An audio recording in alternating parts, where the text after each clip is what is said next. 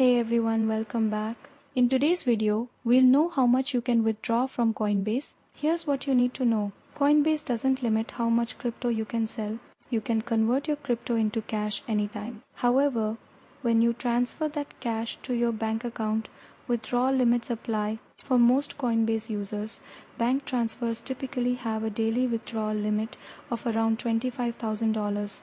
If you're using Coinbase Exchange, the default daily limit is much higher, up to $100,000.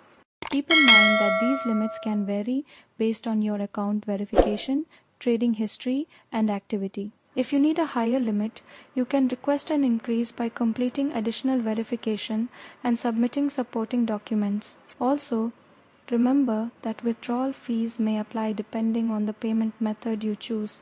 So always check before confirming your transaction. That's it.